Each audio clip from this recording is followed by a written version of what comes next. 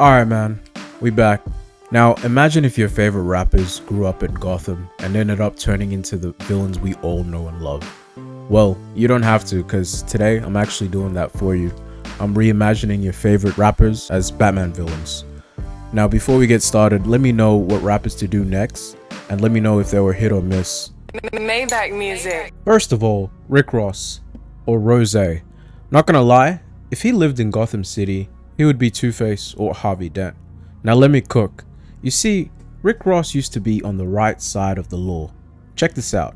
He was a correction officer before he rose to fame as a prominent rapper who raps about drugs and projects himself as a mobster.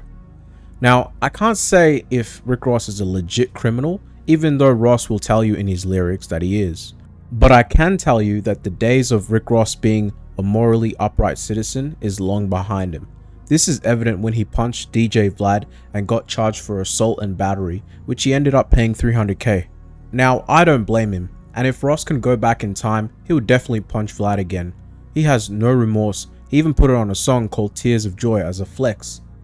This is very similar to Two-Face, who used to be a DA in Gotham, who advocated for justice, you know, your typical white knight. But after some tragic events, he switched up and became a gang leader who's regularly involved in crime, therefore becoming the thing he sought to protect Gotham City from in the end.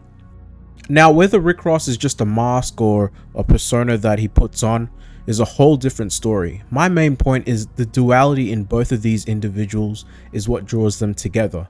Therefore, Rick Ross would be Two-Face if he was a villain.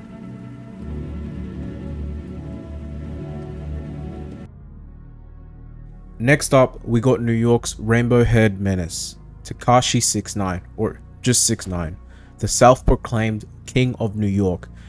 Now, he's gotta be the Joker, no ifs and buts about it. Now here's why. Firstly, their colorful appearance and loud, larger-than-life personalities. You see, 6ix9ine came into the scene in 2017-2018 with a unique look and a loud, unapologetic mouth to go with it, which drew all eyes on him. From his rainbow-colored hair, his tattoos, him yelling in his raps, this was all designed to shock and capture your attention. Just like the Joker, who revels in creating a spectacle. I mean, the guy literally dresses up as a clown when committing crimes in Gotham just to get Batman's attention. Both individuals are clowns. Joker is literally a clown, and 6ix9ine acts like one, and is considered to be a big clown and a rat in the rap game. Secondly, chaos and unpredictability. 6ix9ine has built a career around chaos and controversy, whether it's through his public feuds, trolling on social media, or deliberately acting like a fool. He has consistently sought to stir up drama, and his fans ate it up. Well, before he became a snitch, of course. As a result, he kept us on our toes, wondering what he was going to do next, like the time he pulled up to O Block to troll Chief Keef because they were going at it at the time. O Block right here? I should call this shit No Block. It's 10 o'clock. Where the fuck y'all niggas at? Now, hindsight is 2020 because we know that he was only there for like 2 seconds, but at that time, that was a gutsy move, and nobody predicted it. I was there chilling. Cause now we saw the surveillance video. You was there for like 30 seconds. Nah, it was actually like for like 15. Seconds. I was gone. I'm like, Similarly, Joker is known to be unpredictable and cause chaos, often seeking to create anarchy in the world around him. Both thrive on being chaotic and unpredictable. They also want to get under people's skin. In the case of Joker, he does his mischievous but deadly schemes to toy with Batman. For 6ix9ine, he'll jump on IG Live to call out his ops, or he might just pull up, with bodyguards of course. And lastly, they're both associated with gangs that are heavily involved in crimes. 6ix9ine with the 9 Trey Bloods, and the Joker with the Joker Gang, of course.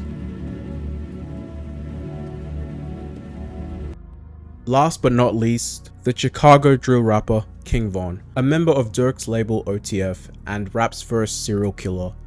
If he was in Gotham, he'll likely be Victor Zsasz, one of the most notorious serial killers in Gotham. Now hear me out. Both Von and Zsasz proudly flex their body count. Zsasz would cut himself every time he would get a kill to keep track.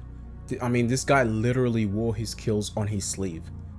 In a similar fashion, Von was known to be having bodies on him, and he was not shy about it as he would sneak it into his raps. They even made a documentary on him called Rap's First Serial Killer, even though he wasn't. Now this is understandable because in the current drill scene, flexing how much bodies you got and how you got them in the most excruciating detail so the feds can follow is the meta right now.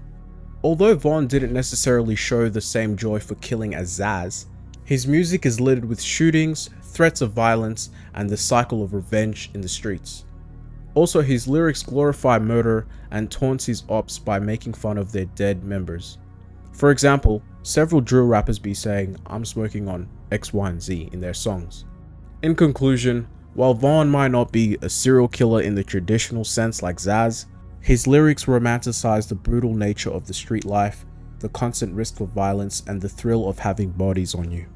Therefore, if he lived in Gotham, he would be Victor Zaz.